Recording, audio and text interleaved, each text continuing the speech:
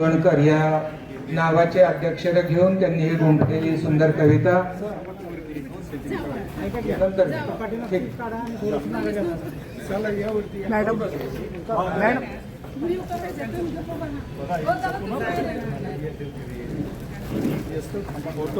अण्णासाहेब खाडे यांच्या शुभ हस्ते आणि सर्व प्रमुख मान्यवरांच्या उपस्थितीमध्ये कैलासवासी काकासाहेब पुरंदरे पत्रकार पुरस्कार 2026 हा दैनिक लोकमतचे गराडे आणि सासवडचे पत्रकार सुनील लोणकर यांना प्रदान करण्यात येत आहे।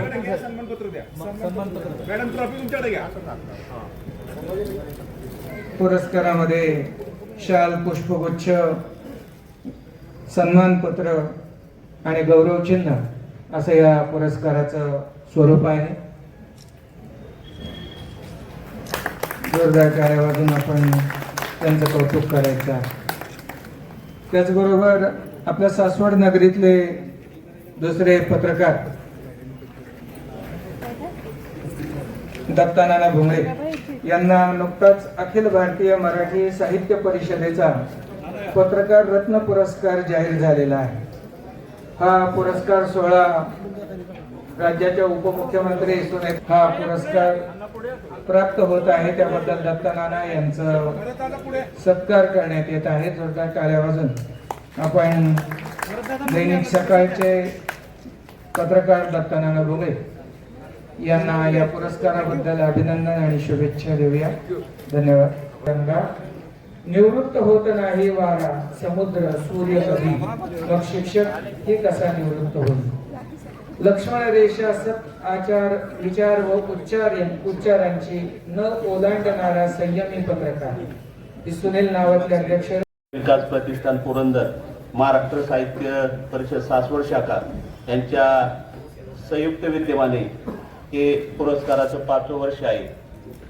ही आचार्य आत्रे साहित्य सम्राट यांची भूमी आणि त्यांच्या समवेत काम केलेले ज्येष्ठ पत्रकार व सासवडचे सुपुत्र चंद्रकांत दत्तात्रय पुरंदरे उर्फ काकासाहेब यांच्या 86व्या जयंतीच्या निमित्तानं आज हा पुरस्कार मला सन्मानपूर्वक प्रदान करण्यात येतोय।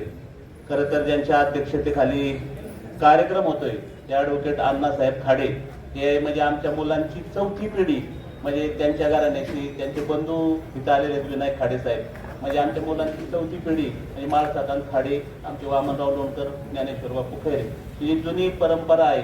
आज ते कार्यक्रमाचे अध्यक्ष लाभले माझं भाग्य समजतो आणि ज्यांच्या माध्यमातून हा पुरस्कार मला मिळतोय काकासाहेबांच्या कन्या। खरं तर त्या उत्तारांच्या लाव होत्या त्या दिवशी, मी फोन केला त्या दिवशी 21 तारखेला काकासाहेबांची जयंती असते आणि त्यांना वाटलं की 21ला कार्यक्रम आहे, पण तो आज होता, तर त्या म्हणले मी 24ला आहे तर बरोबर कार्यक्रमाला येणार। त्यांच्या दोन्ही भगिनी आज येणार होत्या पण काही कारणास्तव आल्या नाहीत। तर खरं तर मुंबई स्वर्गीय यशवंतराव चव्हाण, वसंतदादा पाटील, शरदराव पवार साहेब यांच्या समवेत काम केलेले आणि संबंध महाराष्ट्र दानातून सोडणारे आचार्य आत्रेंनंतर काकासाहेब पुरंदरे आणि खरं तर आचार्य आत्रेंचा जो वरळीमध्ये मोठा पुतळा बसवण्याच्या कामी काकासाहेबांनी सहकार्य केलेलं होतं। पलीकडे सरदार कौशिक पुरंदरे बसलेत। खरं तर आषाढस्य प्रथम दिवशी हा पुरंदरे वाड्यात मोठा कार्यक्रम होता, त्या कार्यक्रमामध्ये आम्ही अनेक वेळा भाग घेतलेला आहे। खरं तर ते त्यांच्यानंतर कौशिक सरदार पुरंदरे यांनी अतिशय मोठा वारसा चालवलेला आहे। पानिपतावर हे युद्ध झालं, कलित लढले पानिपती, तर त्या पानिपत विश्वास पाटील मला त्यावेळी मुख्य कार्यकारी अधिकारी होते, तर त्यावेळी मी त्या पानिपतावर जाऊन आलो आणि जो काला परिसर आहे आपलं सर्व मराठी लोकांचं रक्त सांडलं, तर त्याचा अभ्यास करून मी इथं पुरंदरमध्ये आलो आणि त्याच्यानंतर की आपल्या मराठी लोकांकरता काम केलं पाहिजे, तर संबंध या कराकाठावर असं एक घर नाही की तिथं रक्त सांडलं नव्हतं। त्याच्यानंतर इथं आल्यानंतर अतिशय चांगलं काम करत असताना की सर्वांचं कल्याण केलं पाहिजे, मानवजाती एकच आहे, बोवाबाजी, अंधश्रद्धा की हाती गंडे दोरे या सर्वांचा त्याग करून माणूस हा धर्म धरून मी कार्यरत राहिलो। सर्वांना जे काय त्यांचं सुखदुःख असेल तिथं जाण्याचा प्रयत्न केला आणि सर्वांना न्याय देण्याचं काम केला। आरतीताई तुम्ही सांगितलं की काकासाहेबांची उज्ज्वल अशी निर्भीड पत्रकारिता चालवली पाहिजे। तिथं मी आमचे जे दिवंगत पत्रकार आहेत प्रभाकरजी कड, संजय कुमार चव्हाण, शमीमजी आतार, दिलीपजी जाधव, श्रीकृष्ण नेमशी, प्रकाश बोलटे हे जे पत्रकार होते ते दिवंगत झाले, पण चांगलं काम केलं.